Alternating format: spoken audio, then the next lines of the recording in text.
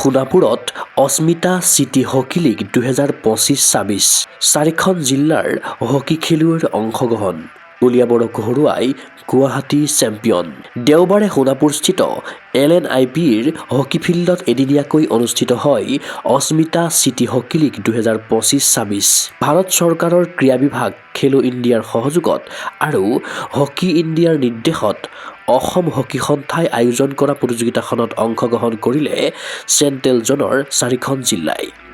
এই চিটি লীগত নগাঁও, মৰিগাঁও, কলিয়াবৰ, গুৱাহাটী দলে LNIPৰ ফিল্ডত দাঙি ধৰিলে ক্ৰীড়া প্ৰদৰ্শন।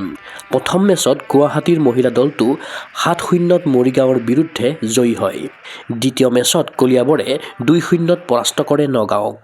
ফাইনেলৰ মহাৰণত অৱতীৰ্ণ হ'ল গুৱাহাটী আৰু কলিয়াবৰৰ দল। ফাইনেল মেচৰ পূৰ্বে দুয়ো দলৰ মহিলা খেলুৱৈক কৰমৰ্দন কৰাৰ লগতে খেলৰ বাবে শুভেচ্ছা জ্ঞাপন কৰে অসম হকী সন্থাৰ সভাপতি তপন কুমাৰ দাসে। তীব্ৰ উত্তেজনাপূৰ্ণ চূড়ান্ত মেচখনত গুৱাহাটীয়ে 3-1ত পৰাস্ত কৰে কলিয়াবৰক।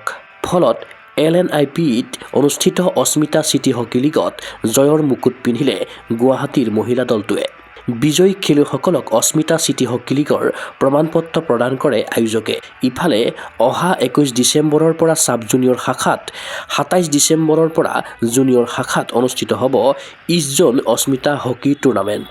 চিটি লীগত পাৰদৰ্শিতা দেখুওৱা নিৰ্বাচিত খেলুৱৈয়ে ইষ্ট জোনত অসম দলৰ হৈও ভাল প্ৰদৰ্শন কৰিব বুলি আশাবাদী অসম হকী সন্থাৰ সভাপতি তপন কুমাৰ দাস।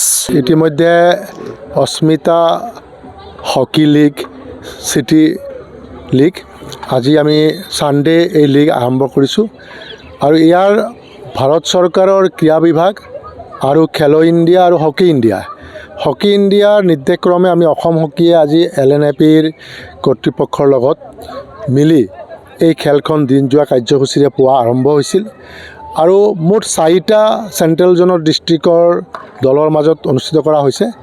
তাত নগাঁও, মৰিগাঁও, কলিয়াবৰ আৰু গুৱাহাটী দলে যোগদান কৰিছে আৰু আমি খুব ভাল পাইছোঁ যে আমাৰ উদীয়মান মহিলা হকী খেলুৱৈসকলে এনেধৰণৰ লীগসমূহত ভাগ লৈ তেওঁলোকে খুব উৎসাহ দেখুৱাইছে আৰু আমি পুৱা উদ্বোধনী অনুষ্ঠান আয়োজন কৰিছিলোঁ আৰু উদ্বোধনী অনুষ্ঠানত আমাৰ মাজত LNIPৰ NERCৰ ডিন আমাৰ শংকৰ বসুমতাৰী ডাঙৰীয়া মুখ্য অতিথি উপস্থিত আছিলে আৰু আমাৰ ভাৰত চৰকাৰৰ আমাৰ লেবাৰ মিনিষ্ট্ৰীৰ এছিকৰ member, board member Pankaj Pathak ডাঙৰীয়া উপস্থিত আছিলে আৰু আমাৰ এই ফেকাল্টিৰ হেড বিক্ৰম সিং টোমাৰ ডাঙৰীয়া উপস্থিত আছিলে আৰু সকলোৰ উপস্থিতিতে আমি 4টা দলৰ উপস্থিতিত উদ্বোধনী অনুষ্ঠানটো কৰা হৈছিলে আৰু খুব আশাব্যঞ্জক আমি বক্তব্য শুনিব পাইছোঁ দুইজন ব্যক্তিৰ প্ৰায়।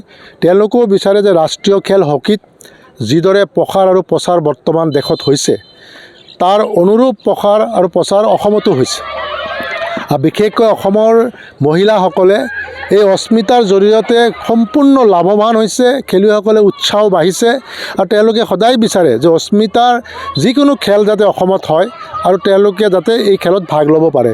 তাৰে উদ্দেশ্যে হকী ইণ্ডিয়াই আমাক এই খেল আয়োজন কৰিবলৈ নিৰ্দেশ দিছে ছেটাৰডে, ছানডে যিকোনো এটা দিনত আৰু সেই কথা আগত ৰাখিয়েই আমি অসম হকীয়ে আজি এই খেল অনুষ্ঠিত কৰিলোঁ। আমি আশা কৰিছোঁ যে এই মূল খেলৰ পৰা এতিয়া ফাইনেল খেলত আমাৰ গুৱাহাটী আৰু কলিয়াবৰে খুব প্ৰতিদ্বন্দ্বিতামূলক খেল প্ৰদৰ্শন কৰিছে আৰু আমি দুই দলতে যথেষ্ট প্ৰতিভাৱান খেলুৱৈ দেখা পাইছোঁ। যিহেতুকে অহা 21 ডিচেম্বৰৰ পৰা আমাৰ ইষ্ট জোন অস্মিতা হকী টুৰ্ণামেণ্ট হ'ব ছাব জুনিয়ৰ শাখাত আৰু জুনিয়ৰ শাখাত 27 তাৰিখৰ পৰা 31 তাৰিখলৈকে এই অস্মিতা ইষ্ট জোন জুনিয়ৰ আৰু মহিলা হকী হ'ব আৰু এই দুয়োটা খেলতে যাতে অসমৰ দলৰো প্ৰদৰ্শন খুব সুন্দৰ হয় সেই ক্ষেত্ৰত আমি অসম হকীয়ে এনেধৰণৰ চিটি লীগৰ প্ৰদৰ্শনৰে খেলুৱৈসকলৰ পাৰদৰ্শিতা আমি অনুমান পাইছোঁ আৰু আমি আশাও কৰিছোঁ তেওঁলোকে উন্নতমানৰ খেল প্ৰদৰ্শন কৰি আমাৰ অসমৰ সুনাম অক্ষুণ্ণ ৰাখিব। ক্ৰীড়া অনুৰাগীৰ আশা অস্মিতা চিটি হকী লীগৰ আচলত ধৰি ৰাষ্ট্ৰীয় তথা আন্তঃৰাষ্ট্ৰীয় ক্ৰীড়াংগনলৈ দুপদূপে আগুৱাই যাওক অসমৰ মহিলা হকী প্ৰতিভা। ভিডিঅ' জাৰ্নেলিষ্ট জবান ৰভাৰ সহযোগত চিন্ময় বৰাৰ প্ৰতিবেদন গগো স্পৰ্টছ NE।